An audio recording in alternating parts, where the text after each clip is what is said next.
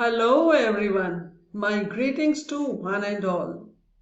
This is the fourth session on employment as a challenge faced by the nation. In the previous session, you have understood about the informalization and casualization of workforce in the country. I am Poonam Vohra from Idiot Economics Learning Center. This session focuses on the problems faced in employment generation.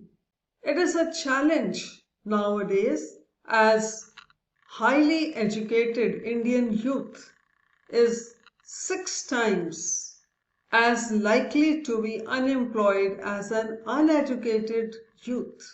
This is an indication of both the quality of jobs and the quality of educational degrees. This massive pool of talent, that is manpower, is the biggest resource of the country. Hence, creating good employment outlets for such a huge resource pool is definitely a challenging task. So let us analyze the problems faced in employment generation. Unemployment in India is a complex problem with numerous overlapping and intertwined causes. Two characteristics of the Indian economy are worth noting. One, there is disproportionate share of micro enterprises. That is 98% of the companies employ less than 10 workers. And secondly, there exists high rate of informality. That is 90% of the employment is generated in the informal sector. With this background, various reasons for inability to generate employment include population growth, inadequate education, faulty manpower planning, lack of investment, unsatisfactory agricultural growth, slow industrial growth leading to jobless growth, neglect of cottage industries, and alternative opportunities have been unexplored. We shall discuss these briefly as we move forward. It is a well-known fact that high population growth is one of the major reasons for inability to provide employment to all, as India's population is more than 1.3 billion and is continuously rising. Though economic growth has taken place, but it cannot keep pace with the population growth. A current survey data revealed that at all India level, 77% of families do not have a regular salaried person. Achieving high economic growth rate and low population growth rate are long-term goals. Hence, alternative employment opportunities need to be looked into. Flawed education is another reason. Although literacy rates have risen in the last few years, but there remains a fundamental flaw in the education system, where India's school system is faced with numerous problems. The curriculum is theory-oriented and fails to provide vocational training. Enrollment ratio may be 100% in primary, but it is just 24% in higher education. The educational attainment is not directly correlated to employment prospects. So it raises doubts about the quality and relevance of education. It has been noted by Indian authorities that in 2017, 60% of engineering graduates remained unemployed and 47% of university graduates unemployable in any skilled occupation. It's a serious matter.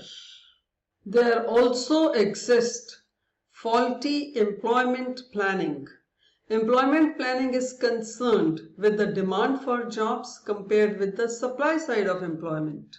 So the problem is due to absence of proper initiative at the national level. So the country needs to address unemployment situation. On one hand, number of educated unemployed is increasing in the economy, and on the other hand, there are acute shortages for a variety of required skills. Therefore, an intensive macro level manpower planning can help in the direction in order to bridge the gap between employment and unemployment scenario. Secondly, the rate of change of technologies in production, in marketing methods, and in management techniques have been very extensive and rapid.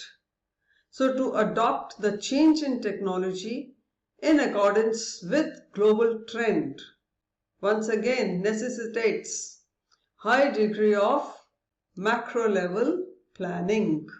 Also, there exists turbulent business environment affected by global events and discontinuities. The nature of changes in organizational environment in terms of activities and structure affect the manpower requirements that require strategic consideration at the macro level. So various emerging issues are being faced like restructuring, total quality management, changing processes, changing systems, management practices, all are changing. So intensive macro level manpower planning is required. Not only that, there also exists the changing profile of the workforce in the economy in terms of age, sex, literacy level, technical competency, social background, all have implications for macro level planning. Then there are acute skill shortages in the labor market. Indian economy has experienced a massive shift in employment from secondary and primary to tertiary and science sectors. So, regular skill renewal efforts are required at the organizational and at national level. Now assess yourself. Some information is being provided. You are required to read it and answer one question on the basis of this information. I will read it for you. Gaurav gained bachelor's degree in technology. He is one of the hundreds of thousands of engineers studying everything from computer code to civil engineering that India's education system churns out every year. Many with large loans but have little prospect of finding a job in their field. Government boosted manufacturing sector under the flagship of Make in India, pledging to create up to 100 million new jobs by 2022. Till date, the program's impact on job creation is unclear and growth in the manufacturing sector very sluggish. So the question is, think of just two reasons for this state of affairs in the country. Yes, please check your answer. Job creation has been a challenge due to a number of reasons, but two major reasons are worth mentioning. One, existence of complicated labor laws. There exist more than 40 central laws and more than 100 state laws for employment generation. And secondly, there also exists lack of soft skills, value-based training, and vocationalization of education, due to which even the educated unemployed find it difficult to get a job because they lack in skills which are in demand. Another major cause of unemployment is the deficiency of stock of capital in relation to the needs of growing labor force. Now, if the working force grows faster than the stock of capital of a country, the entire addition of labor force cannot be absorbed in the productive employment because enough instruments of production would not be there to employ them. The result is unemployment. So there is deficiency of the stock of capital because labor force in India has been growing at the rate of 2% per year. But the rate of investment as a percentage of stock of capital has not been growing at a fast enough rate to keep pace with the growth of population.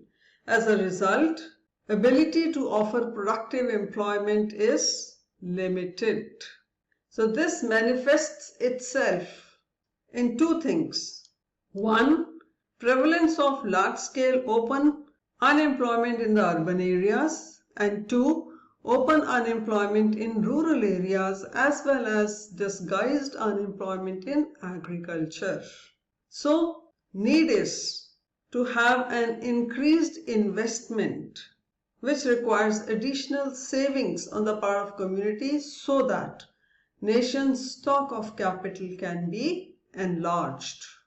Also, industrial growth has been slow and was widespread, covering capital goods, intermediate goods and consumer goods industries due to sluggish investment, due to tightening of monetary policy, credit squeeze, higher interest rates, squeezed margins, decreased demand for industrial products due to cheaper imports from China. There has also been deceleration in growth of credit flow and fragile global economic recovery. So inadequacy of capital investment persisted heavily in India, which has been a key contributor in not generating enough industry that in turn provides employment to labor force. Also, there has been neglect of cottage industries. All this led to low industrial growth. Though there was economic growth in the country, it was mainly because of capital intensive technologies that led to existence of jobless growth. Also, alternative opportunities have been unexplored and skill-based trainings in various sectors are lacking till date. Now have a look at this statement and identify whether the statement is true or false. Unemployment has costs to a society that is more than just financial. Yes, please check your answer. Unemployment has costs to a society that are more than just financial. It is so because unemployed individuals not only lose their income but also face challenges relating to mental and physical health. Secondly, society faces much higher crime rates and so low volunteerism. And thirdly, government faces reduction in gross domestic product. So the cost of unemployment is much more than just financial. Last but not the least, and is well known, that unsatisfactory agricultural growth is a major contributor to unemployment in the country. The share of agriculture in GDP has declined over the years from 55% in 1950-51 to 16% in 2019. The sector has faced the problem of disguised unemployment and seasonal unemployment due to lack of public investment, in agriculture, including irrigation, power, roads, linkages, reduction in fertilizer subsidy, outdated cultivation techniques, increased cost of production, which adversely affected the rural workforce. I hope you are now more aware about the challenges faced in employment generation. With this, the session comes to an end. The next session would focus on efforts made to generate employment among the citizens of the country. Till then, keep reading, keep practicing, and keep updating yourself. See you in the next session.